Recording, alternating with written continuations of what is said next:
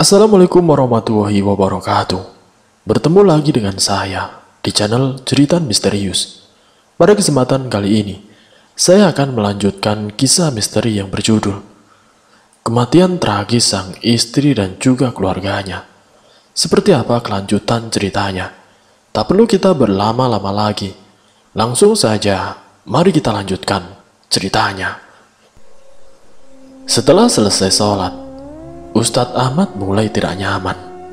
Petir menggelegar di seluruh surau membuatnya semakin cemas.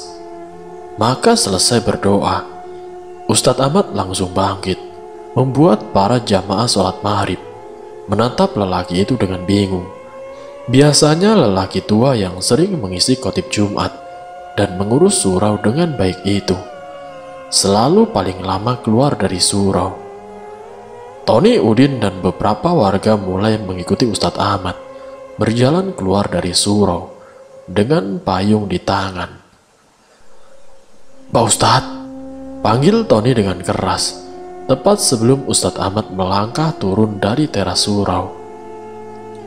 Pak Ustadz mau kemana Pak Ustadz? Hujan-hujan begini lebih baik menunggu di surau dahulu, sembari menunggu waktu Isya seperti biasa Ustadz." Kali ini Udin yang buka suara. Keduanya kini berdiri di hadapan Ustadz Ahmad dengan raut kebingungan. "Saya mau ke rumah Jaka. Saya merasa ada yang tidak beres terjadi padanya saat ini." "Iya Ustadz, tapi saat ini masih hujan." "Justru itu, saya harus segera ke sana Tony, Udin. Kalau begitu kami harus ikut Ustadz," ucap Udin membuat Tony menelik kaget. "Saya sebenarnya juga khawatir dengan keadaan Jaka. Iya kan Ton?" Tony mau tidak mau mengangguk, walau wajahnya menyeratkan ketakutan yang amat sangat. "Ton, kita tidak mungkin membiarkan Ustadz Ahmad pergi sendirian Ton," bisik Udin kemudian. Tony hanya mengangguk pasrah. "Bagus kalau begitu, ramai-ramai lebih baik. Ayo, kita segera ke sana sebelum azan Isya berkumandang." Ustadz Ahmad, Tony, dan Udin bergegas pergi diikuti beberapa warga yang lain yang merasa penasaran. Dengan payung di tangan, beberapa orang itu berjalan menembus hujan yang lebat hingga sampai di depan rumah Jaka yang tampak sepi seperti tidak dihuni. Perasaan Ustadz Ahmad semakin tidak enak. "Sepertinya tidak di rumah Pak Ustadz." "Ya, coba kalian lihat ke belakang rumahnya," perintah Ustadz Ahmad. Namun tidak ada yang berani bergerak. Lelaki dengan sarung dan kopiah itu menggeleng. Ia beranjak pergi diikuti warga lain. Pandangan Ustadz Ahmad terarah pada pintu belakang rumah Jaka yang terbuka. Ia berlari menghampiri pintu itu dan melihat ke dalam. Jaka tidak ada di sana. "Dia tidak ada di rumah," ucap Ustadz Ahmad, entah pada siapa. Namun semua warga tampak panik. "Bagaimana bisa? Kemana dia Pak Ustadz?" Ustadz Ahmad menggeleng. Ia melirik sekitar, menyusuri jalan keluar dari pintu belakang rumah Jaka, menuju hutan belakang, tempat di mana Jaka pernah hampir tenggelam dalam danau. Matanya memincing saat menyusuri jalan agak jauh yang diikuti para warga. Ia menunduk, menemukan tasbih yang tadi ia titipkan pada Tony dan Udin, tergeletak terkena air hujan di atas tanah. Jantungnya berdegup sangat kencang. Perasaan gelisah mulai meliputi. "Dia dalam bahaya," ucap Ustadz Ahmad dengan lirih. "Kita harus cepat menemukan Jaka sekarang." Para warga saling pandang, namun mengikuti langkah mantap Ustadz Ahmad masuk ke dalam hutan, meneriakan nama Jaka berkali-kali hingga sampai di sebuah danau yang pernah mereka datangi. Jaka tidak juga ditemukan. Ustadz Ahmad merasa resah. Ia membagi dua kelompok dan berpisah di danau. Satu kelompok ke sebelah kanan dan yang lain ke sebelah kiri. Kanan merupakan hutan yang mengarah ke rumah penduduk, dan kiri merupakan hutan yang mengarah pada jurang curam dengan air sungai deras mengalir di bawahnya. Ustadz Ahmad dan Tony berjalan ke sana bersama beberapa warga. Perasaan gelisah mulai meliputi, dan benar saja, hampir tiba di tepi jurang. Ia melihat Jaka terpaku berdiri di ujung tebing dengan tatapan kosong. "Jaka!" panggil Ustadz Ahmad, berharap lelaki itu mendengar. Namun Jaka tetap bergeming. Mendengar hal itu, warga juga berteriak memanggil namanya. Semua mendekat, namun langkah mereka terhenti saat melihat Jaka maju satu langkah mendekati jurang curam itu. "Jaka, istighfar Jaka!" tukas Ustadz Ahmad dengan perlahan mendekat. Namun laki-laki itu masih bergeming dan maju selangkah kembali. "Pak Ustadz, Jaka bisa jatuh Pak Ustadz." Ustadz Ahmad tampak resah. "Kita harus mencegahnya. Sebagian pergi ke kanan dan kiri. Saya akan tetap di tengah. Dalam hitungan 3, kita tarik dia untuk mundur." Ustadz Ahmad melantunkan ayat-ayat suci Al-Quran, berusaha menyadarkan Jaka yang sedang dalam pengaruh alam gaib. Namun suatu hal yang tidak diinginkan terjadi. Jaka yang tiba-tiba saja tersadar, terlihat tidak berpijak dengan benar. Naasnya lelaki itu tidak memperhatikan langkahnya. Krek! Lempengan batu itu telah rapuh.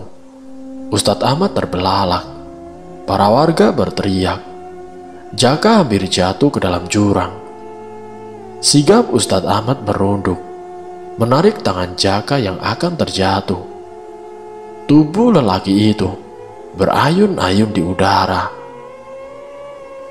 "Abah!" panggil Jaka setelah sadar apa yang telah terjadi. "Istighfar Jaka, istighfar. Kalian, ayo bantu aku menariknya." Jaka memejam. Ia tidak tahu apa yang akan terjadi padanya. Memasrahkan semua pada kehendak Tuhan. Pegangan Ustadz Ahmad kian melicin seiring air hujan yang turun dengan deras. Di bawah sana lembah hitam sama sekali tidak terlihat. Hanya suara air sungai yang mengalir deras terdengar. Namun bantuan kekuatan Tuhan dan berkat doa-doa para warga, Jaka berhasil naik ke atas jurang. Dia selamat. "Abah, Ningsi meminta Jaka untuk ikut dengannya, Abah," ucap Jaka dengan perih. Terduduk terpekur sembari menunduk. Semua warga termasuk Ustadz Ahmad menatapnya dengan sedih. "Tapi dia menjerumuskan Jaka hingga Jaka hampir mati seperti tadi. Apakah itu benar-benar Ningsi, Abah?" "Ningsi tidak melakukan hal itu pada Jaka." Keputusan dan rasa kecewa membuatmu tergoda oleh setan yang berpura-pura menjadi istrimu, Jaka. Beruntunglah kamu, Jaka. Kamu masih punya setitik iman yang bisa menyelamatkan dirimu sendiri. Jaka tergugu pilu. Baunya berguncang sangat keras. "Dia sudah meninggal. Ningsi sudah tiada, Abah. Kenapa Jaka baru sadar sekarang?" Jaka tidak mengindahkan kata-kata Abah. Kalau Jaka sadar sedari awal, Jaka pasti tidak akan terjerumus dalam ini. "Sabar Jaka, sabar." Ustadz Ahmad menepuk-nepuk punggungnya dengan pelan, berusaha untuk menenangkannya. Dia dibunuh, Abah. Jaka tidak rela. Jaka tidak ikhlas. Semua orang di sana terpaku, menahan nafas dan saling berpandangan. Gerakan Ustadz Ahmad di punggungnya terhenti. Apa maksud kamu, Jaka? Jaka mendongak, menatap Ustadz Ahmad dan warga yang lain.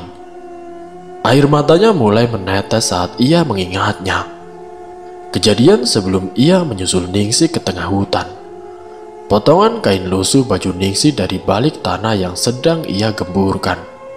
Jaka perlahan bangkit, diikuti oleh Ustadz Ahmad dan warga yang lain. Ia berjalan tertati dengan langkah lunglai, sembari sesekali mengelap air mata yang menetes di pipi. Sudah bercampur dengan air hujan. Sesampainya di rumah di halaman belakang, Jaka meraih cangkul yang terletak di samping rumahnya. Hal itu tidak luput dari perhatian Ustadz Ahmad. Mereka bingung dengan apa yang dilakukan laki-laki itu. Jaka, apa yang sebenarnya kamu lakukan, Jaka? Jaka tidak menggubris pertanyaan Ustadz Ahmad. Tangannya tetap mencangkul tanah itu, membuat semua warga penasaran dengan apa yang dilakukan oleh Jaka dengan cangkul di tangannya malam hari begini. Air mata Jaka kembali mengalir dengan deras saat ia tidak lagi menemukan potongan kecil baju Ningsih, melainkan baju yang terkubur separuh di tanah yang sudah ia gali dengan dalam. Jaka menarik kain tersebut, sedikit terangkat, namun belum terambil semua. Ia mengelap air matanya dengan punggung tangan yang menutup pandangan, menunduk mengorek-ngorek tanah itu, hingga air matanya kini menetes kian deras. Jasad yang sudah rusak, dengan rambut dan baju Ningsih yang Jaka kenali. Ada kain jarik anaknya, serta baju Maidah di sana. Tidak hanya satu, tapi ada 3 keluarganya. Istrinya, anaknya, dan juga emaknya. Keluarga yang sangat ia sayangi. Bau Jaka berguncang. Tangannya gemetar meraih jasad Ningsih, kemudian mengusap kain jarik yang membungkus jenazah sang anak dengan tangan masih gemetar. Kemudian jasad emaknya yang sama mengenaskan. Mimpi ataupun ingatan yang ia dapatkan sebelum tadi jatuh ke jurang benar-benar terjadi. Istrinya Ningsih, emaknya dan juga anaknya benar-benar telah dibunuh oleh lelaki itu. Lelaki yang bahkan dengan bangga ia sebut sebagai sahabat, yaitu si Gito. Astaghfirullahaladzim, Allahu Akbar, teriak Jaka pilu menyayat hati. Ia memeluk jasad-jasad itu, tidak peduli beberapa binatang yang menggerogoti mayat tersebut ikut merayap di tangannya. Jaka menunduk, memukul-mukul tanah gembur. Bau busuk menyeruak bercampur dengan udara, bersamaan dengan mayat Ningsih yang diangkat ke atas, bercampur dengan derasnya air hujan. Tidak peduli jasad yang tampak mengerikan, seolah lebih perih dari hatinya yang kesakitan melihat jasad keluarganya tidak layak seperti ini. Tangisan Jaka semakin keras terdengar, melolong penuh kesedihan. Ustadz Ahmad dan warga lainnya hanya menatapnya prihatin, sembari mengerut dada. Lalu bisik-bisik para warga mulai terdengar di antara isak tangis Jaka, membicarakan dugaan-dugaan dan prasangka mereka yang ternyata benar adanya. Kebenaran tentang arwah Ningsih dan juga Maidah kerap bergentayangan setiap malam, bahwa Ningsih memang sudah tiada. Kurasa akan kepulangan dia besok ke kampungnya. Benar, bos, cuma nyusahin saja. Mana kerjaannya cuma jerit-jerit tidak jelas lagi. Laki-laki itu menggeleng, sembari mengembuskan rokok di tangannya. Ia menyerahkan satu bungkus nasi pada laki-laki berambut ikal di hadapannya. Kasih ke dia. Ini, meski cuma nyusahin, bahaya juga kalau dia sampai mati gara-gara tidak kita kasih makan. Nanti kita malah masuk penjara lagi. Laki-laki berambut ikal itu mendengkus, lantas beranjak dari duduknya. Berjalan menyusuri koridor kamar yang menjadi tempat tinggal sementara mereka saat membangun proyek. Ia sampai pada kamar paling ujung, kamar yang hanya berisi satu orang pekerja, karena yang lain tidak mau sekamar dengannya. Selain karena berisik, pekerja yang satu ini begitu merepotkan. Tok, Ito, ini makanan buat kamu, serunya sembari mengetuk-ngetuk pintu tersebut. Namun yang dipanggil tidak kunjung keluar. Ia memutar mata, menurunkan engsel pintu. Kamar itu sama sekali tidak terkunci. Keadaan kamar itu tampak sepi. Laki-laki berambut ikal menatap sekeliling sembari mencari. Sampai tiba-tiba kakinya dicengkram sesuatu. Laki-laki itu terlonjak kaget saat menoleh ke belakang. Ada si Gito yang sedang berjongkok sembari menekuk lutut. Matanya bergerak ke kiri dan kanan. Ia bergoyang-goyang dengan tubuh gemetar. Shh, jangan ribut, nanti dia datang, ucapnya dengan lirih. Laki-laki berambut ikal itu berdecak melihatnya. Ah, kau ini toh, jangan menakutiku, teriaknya dengan kesal. Ia mencampakkan nasi dalam bungkusan ke arah Gito hingga mengenai kepalanya. Nih makan. Gito meraih nasi itu buru-buru, membuka isinya dan menyuapkan ke dalam mulut. Ia kelaparan, namun tidak berani keluar, takut ada Ningsih. Sejak tadi ia merasa wanita itu mondar-mandir di depan pintunya. Laki-laki berambut ikal itu hanya menggeleng melihat tingkah laku si Gito. Ia hendak keluar, namun Gito menahan langkahnya. Apa? Tanyanya dengan sorot mata tidak suka. Dihempaskannya tangan Gito yang mencengkram kakinya. Jangan pergi dulu bang, saya takut. Gito melirik kanan kiri dengan wajah masih pucat. Namun laki-laki berambut ikal itu tidak peduli. Ia keluar dari kamar Gito dan menutup pintu dengan keras. Gito melemparkan nasinya hingga berantakan di atas lantai. Ia berlari ke sudut ruangan sembari menekuk lutut. Pikirannya sudah tidak lagi waras, dihantui rasa bersalah yang semakin menjadi karena merasa dihantui Ningsih sejak datang ke kota rantauan. Di dalam pikirannya, wanita itu hendak menuntun balas atas kematian yang disebabkan olehnya. Dap! Tiba-tiba saja, lampu di kamar itu mati seketika. Gito memukul-mukul kepalanya sendiri. Terdengar suara langkah kaki mendekat. Ia memejamkan mata dan menutupnya dengan lutut kaki, menggoyang-goyangkan tubuhnya sembari berucap lirih. Ampun, ampun. Seret, seret. Langkah kaki yang diseret itu semakin dekat ke arah Gito. Laki-laki itu menggoyangkan tubuhnya semakin kuat. Lalu suara itu berhenti. Hening. Perlahan Gito menghentikan gerakannya, membuka matanya. Saat menoleh ada sepasang kaki pucat di hadapannya. Gito mendongak. Ah, ampun. Ampuni aku Ningsih. Aku akan mengaku Ningsih. Laki-laki berambut ikal yang baru saja sampai di tempat duduk sang mandor kini berbalik, menoleh ke belakang. Kenapa lagi dia? Tanya sang mandor, menggunakan dagu sebagai penunjuk arah saat mendengar teriakan Gito dari dalam kamarnya. Tidak tahu bang, tadi aman-aman saja kok.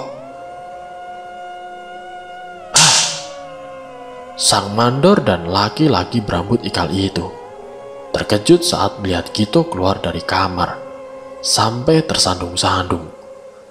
Laki-laki berambut gimbal dan berpenampilan kacau itu berlari mendekati keduanya. Cepat antar aku ke kantor polisi. Aku harus mempertanggungjawabkan perbuatanku. Cepat, sebelum dia datang lagi. Ucap Gito ketakutan, membuat keduanya saling pandang dengan raut wajah kebingungan. Gito telah mengakui perbuatannya di hadapan polisi, ucap Ustadz Ahmad pada Jaka. Namun lelaki itu bergeming di tempat. Tangannya mengelus nisan sang istri yang sudah dikubur dengan layak siang ini. Di samping nisan istrinya, berjajar nisan sang anak dan juga emaknya. Kuburan yang begitu kecil berada di tengah-tengah kuburan orang dewasa membuat hatinya sangat pilu. Air matanya kembali mengalir.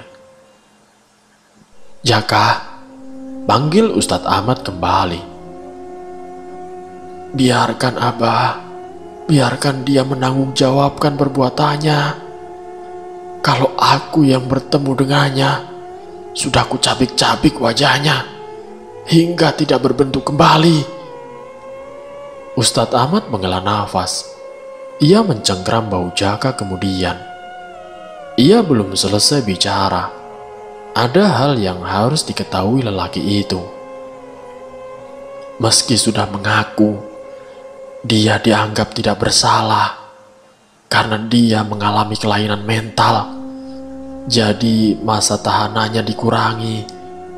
Dan maksud Abah? Jaka menoleh tidak percaya. Pengacara Gito menyerahkan surat keterangan dokter yang membuktikan kalau ia mengalami gangguan jiwa, Jaka. Oleh karena itu hukumannya... Tidak, Abah. Saat melakukannya Gito tidak gila. Hal itu tidak bisa dinyatakan demikian.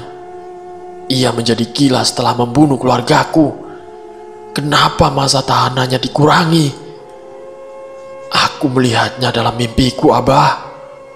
Ucap Jaka lirih pada kalimat terakhir. Matanya memejam, kala ingatan menyakitkan saat Gito menghabisi seluruh keluarganya muncul di kepalanya. Jaka tertunduk, tangannya terkepal erat, dengan rahang mengeras. Aku harus datang ke sana, menuntut keadilan atas meninggalnya keluargaku, Abah. Tapi tidak ada saksi, Jaka. Itu akan menyulitkanmu.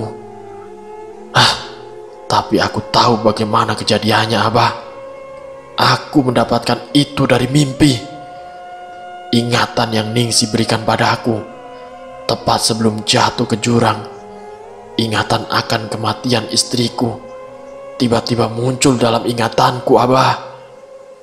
Aku tidak mungkin salah, sebab tempat jasad mereka disembunyikan oleh Gito benar-benar ada dalam ingatanku itu. Aku tidak bisa merelakan ia melenggang di luar sana tanpa tahu rasa sakit yang kurasakan setelah kehilangan seluruh keluargaku. Setidaknya dia harus merasakan apa yang aku rasakan. Dia harus dihukum seberat-beratnya karena dia sudah menghilangkan 3 nyawa, Abah. Tenang, Jaka, tenang. Abah juga pasti menginginkan hak yang sama, tapi tidak boleh bertindak gegabah. Kemarin jaksa menangani kasus ini datang kemari saat mengantar jenazah Ningsi. Namun kau belum bisa ditemui. Dia sangat ingin bertemu denganmu untuk menuntaskan masalah ini dan menjatuhi hukuman pada pelaku seadil-adilnya. Karena itu, ia ingin bertemu denganmu, ingin mendengar kesaksianmu. Kalau kau mau, besok Abah bisa mempertemukannya denganmu. Apakah dengan begitu, Gito bisa dihukum seadil-adilnya, Abah? Mungkin kau bisa membicarakan hal itu dengannya, Jaka. Ucap Ustadz Ahmad. Jaka terpekur, menatap kuburan sang istri dengan air mata menetes. Ia menghapusnya dengan cepat. Ustadz Ahmad yang berdiri di sampingnya menepuk pelan bahu lelaki itu, berusaha untuk menguatkannya. Dari beberapa orang yang melayat, hanya tinggal ia berdua dengan Jaka. Jenazah Ningsih, Maida dan juga Yusuf setelah dievakuasi tidak langsung dikuburkan karena Jaka meminta kasus ini diselidiki. Para pihak penyelidik melakukan otopsi terlebih dahulu yang memakan banyak waktu, hingga beberapa minggu kemudian jenazah Ningsih baru bisa dikuburkan. Sebenarnya menimbulkan luka di hati Jaka, mengingat jenazah sang istri sudah tidak berbentuk, lalu akan dibedah lagi guna melihat pelaku dan bagaimana proses pembunuhannya terjadi. Ustadz Ahmad bisa mengerti, ditinggalkan seseorang yang sangat disayangi memang begitu sangat menyakitkan. Ia seolah merasakan kesedihan laki-laki itu. Istrinya, sekaligus ibu dari Gayatri, juga berpulang 1 tahun yang lalu. Hal yang membuatnya pindah dari desa sebelah menuju desa ini bukan untuk melupakan istrinya, melainkan menenangkan diri sejenak. Karena saat tinggal di rumahnya yang lama, ia selalu dipenuhi bayang-bayang sang istri yang terlihat ada dimanapun, membuatnya sakit-sakitan dan tidak lagi semangat hidup. Maka Gayatrilah menyarankan untuk pindah. Ditinggal pergi karena sang istri, Ustadz Ahmad merasa sesakit itu. Apalagi Jaka yang ditinggal sekaligus 3 keluarganya. Bukan hal yang mudah, apalagi ketiganya telah dibunuh oleh orang terdekat. Pulang merantau bukan sukacita yang ia dapat, melainkan duka cita. Ia mengerti, tapi ia tidak turut merasakan kesedihan luar biasa yang lelaki itu alami. Bahkan sebelum meninggal, Jaka tidak ada di sisi keluarganya, membuat mendung di wajah Ustadz Ahmad kian kentara persis langit di sore hari. Mungkin Allah sedang ingin menaikkan derajat Jaka hingga diuji seperti ini. Sedih boleh, menangislah sepuasmu jika itu bisa menenangkan. Tapi ingatlah, jangan terlalu meratapi, itu tidak baik. Ucap Ustadz Ahmad mengingatkan. Jaka tahu, Abah. Jaka mengerti hal itu. Ustadz Ahmad bergeming. Ia menepuk pundak Jaka kemudian. Kalau kau sudah merasa baikan, datanglah ke rumah Abah. Rumah Abah selalu terbuka untukmu, Jaka. Singkat ceritanya, Jaka melipati pakaian yang akan ia bawa ke kota. Setelah bertemu dengan jaksa yang menangani kasus kematian sang istri, ia bertekad untuk melihat proses keputusan pengadilan, menghukum si Gito. Ia perlu melihat Gito dihukum, tepat di depan matanya dengan adil. Untuk itu ia bertekad akan pergi, walau hanya sendiri. Jaksa baik hati itu telah mengirimkan sopir untuk membawanya ke kota. Sebagai keluarga korban, ia harus dikawal khusus. Itu katanya. Jaka mempersiapkan diri, mengunci rumahnya sebelum menatap rumah itu sekali lagi. Matanya memejam kala mendengar suara Ningsih yang memanggil namanya. Suara bayinya yang menangis dan sayup-sayup suara emaknya yang mengomel di dapur. terus berkecamuk dalam kepala hingga menimbulkan sesak di dada. Jaka menggeleng. Ia beranjak sebelum memori kenangan tentang rumah itu kembali lagi. Ia beranjak pergi menuju rumah Ustadz Ahmad karena mobil yang membawanya berada di rumah Ustadz Ahmad. Kalau kau merasa perlu, nak, cobalah untuk jalan-jalan di kota dan menetap sejenak di sana agar kau bisa merasa tenang. Setidaknya membiarkan dirimu bernafas agar tidak terlalu sesak dengan musibah yang melanda. Maafkan Abah tidak bisa menemanimu pergi, ucap Ustadz Ahmad. Tidak apa, Abah. Jaka juga tidak enak jika merepotkan Abah terus. Tidak, Jaka. Merepotkan apanya? Sejak dulu kau sudah Abah anggap sebagai anak. Apapun masalah yang terjadi padamu, itu juga masalah Abah. Ustadz Ahmad tersenyum, memeluk Jaka dengan erat. Jaka, tetap menjadi laki-laki kuat. Kepergian Ningsih, Maida dan juga anakmu bukanlah akhir dari segalanya. Kau harus bangkit dan tetap melanjutkan hidup. Allah akan tetap bersama hambanya yang bersabar. Ingat itu, Jaka. Pesan Ustadz Ahmad. Baik, Abah. Terima kasih banyak. Jaka mengangguk, mengamati tangan Ustadz Ahmad, berpamitan pada warga lain yang juga mengiringinya. Semua menatapnya dengan iba dan juga prihatin. Gayatri bahkan menahan tangis saat melihatnya. Hal-hal yang dialami Jaka dan teror yang dialami oleh warga kini selesai sudah, membawa satu kesedihan di hati para warga desa Wereng Ireng. Kini bersamaan dengan kepergian mobil yang membawa Jaka ke kota, para warga yang mengiringi bertekad dalam hati. Kisah si Ningsih akan selamanya terkenang dan menjadi kisah yang tidak akan lekang oleh waktu. Bagaimana cinta bisa membuat orang buta dan menyengsarakan sampai berakibat nyawa.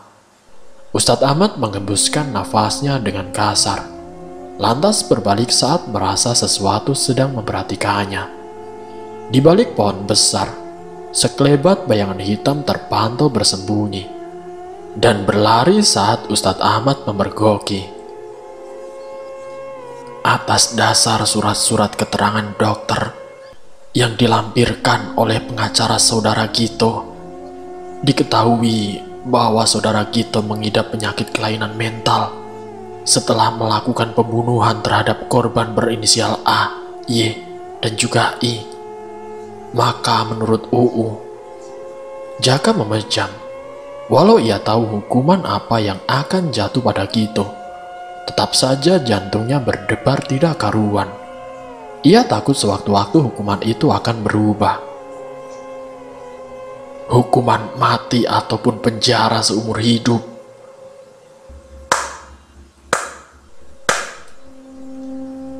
Jaka mengembuskan nafas lega dengan air mata mengalir.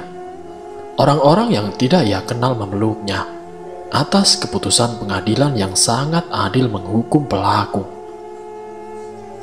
Tidak, suamiku tidak melakukan kesalahan. Apa Pak Hakim tidak melihat kalau dia sekarang sedang sakit? Apa ini tidak bisa dipertimbangkan?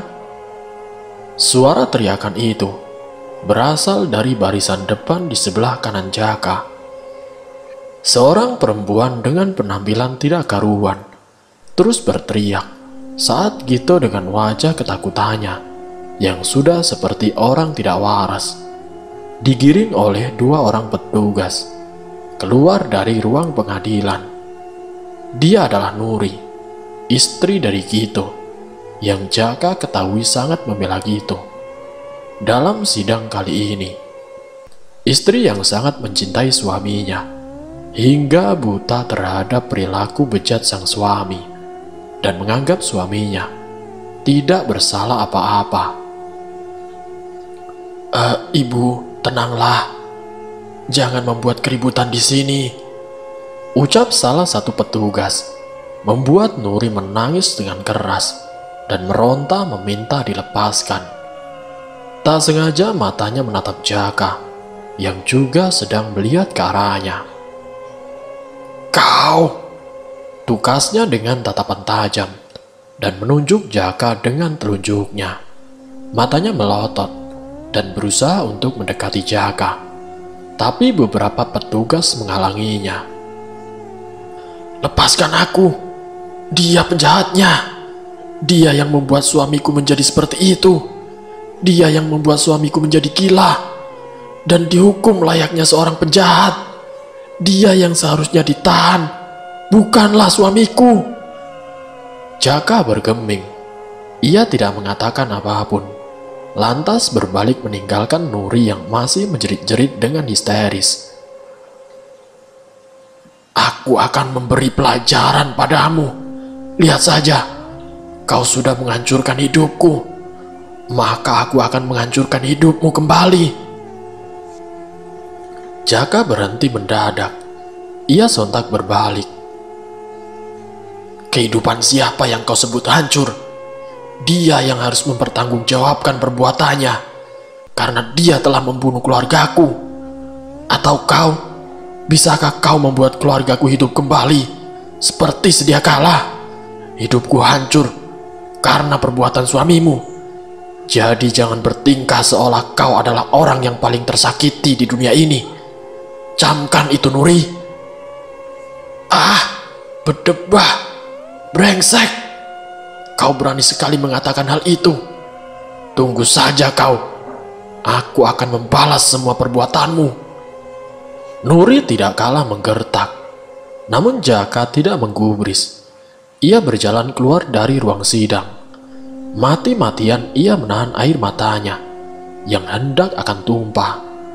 Langkahnya tergesa meninggalkan tempat itu, hingga ia berhenti di sebuah halte bus yang sudah tidak terpakai. Jaka menundukkan diri di sana. Hujan rintik-rintik yang turun mulai bertambah deras. Ia menunduk menatap kedua kakinya cukup lama. Perlahan air matanya mulai mengalir kembali. Pelakunya sudah tertangkap, dihukum dengan adil sesuai yang ia mau. Tapi Jaka merasa hidupnya telah sepi. Ia tidak lagi punya ambisi menjalani hidup, melihat ia hanya sendiri saat ini. Begitu pulang nanti rumahnya juga kosong. Tidak akan ada suara Ningsih, tangisan si Yusuf, dan juga omelan Maida, seperti yang selalu ia bayangkan saat merantau. Hal yang membuatnya semangat mencari nafkah karena melihat senyum keluarganya. Lalu sekarang, untuk apa ia hidup? Untuk apa ia mencari nafkah kalau tujuannya sudah tidak ada? Jaka mendongak, menatap langit yang menumpahkan hujan sore ini, seolah kesedihannya turut menggelayuti. Bagaimana aku akan bertahan hidup, ya Allah? Ucapnya perih penuh kesedihan. Air matanya mengalir kembali. Beberapa motor dan mobil melaju tidak mempedulikan. Seorang lelaki dengan luka di hatinya tengah termenung menatap langit sana. Kini tatapan Jaka beralih pada mobil yang saling mengebut di jalan karena curah hujan yang cukup tinggi. Andai tidak punya setitik iman, ia pasti akan berlari ke jalanan dan menabrakkan dirinya karena sudah menyerah akan takdir. Tapi Jaka tidak akan melakukan tindakan bodoh itu. Meski menyerah, hidupnya harus tetap berlanjut sampai akhir hayat, sampai Allah juga memanggilnya untuk pulang sama seperti keluarganya. Garis hidup yang sudah ditentukan, bahkan kalau bukan karena dibunuh sekalipun, Jaka meyakini keluarganya juga akan meninggal di hari yang sama, pada waktu yang sama, baik itu karena terkena penyakit ataupun yang lainnya. Karena kematian memang tidak menunggu sampai usia bertambah tua, tidak lewat 1 detik pun. Garis takdir setiap manusia sudah ditulis Tuhan di dalam daun-daun di Lauhul Mahfuz. Apabila gugur daunnya, maka gugur pula kisah hidupnya. Begitu anaknya Yusuf yang baru berusia 2 bulan, tidak sempat menikmati waktu sekolah dan rasanya berjalan. Yusuf sudah dipanggil kembali oleh Tuhan. Setidaknya itu yang Jaka pelajari dahulu dari Ustadz Ahmad saat ia kecil dan rajin mengaji. Setiap manusia ketika dalam kandungan dan Allah memerintahkan malaikat untuk meniupkan ruh ke dalamnya, Allah akan selalu bertanya pada manusia itu, bagaimana kehidupannya nanti, siapa jodohnya, bagaimana ekonominya, kapan ia akan menikah, kapan ia akan punya anak, sampai umur berapa hidupnya akan berakhir. Semua dipertanyakan. Jawaban-jawaban itulah yang akan dijalani sosok tersebut lahir ke dunia. Ingatannya dilupakan agar ia menjalani hidup penuh kejutan. Jaka menghela nafas, berusaha untuk ikhlas. Ia menghapus air matanya. Ningsih, Mas akan mencoba ikhlas, walau rasanya begitu sulit. Mas masih terus terbayang wajah Ningsih kala akan tidur. Hingga sekarang tidak apa-apa ya. Pelan-pelan Mas akan berusaha tidak menangis kalau mengingat kenangan kita saat kita masih bersama. Yusuf, ayah minta maaf karena tidak sempat bertemu denganmu. Tapi lewat kejadian ini, kejadian yang membuat ayah hampir meninggal karena tertipu dengan setan yang menyerupai ibumu, ayah bisa melihat wajahmu, wajah yang tampan, persis seperti ayah, walaupun hanya sebentar. Setidaknya ayah bahagia. Mak, terima kasih sudah melahirkan Jaka dan merawat anak dan istri Jaka saat Jaka tidak di rumah.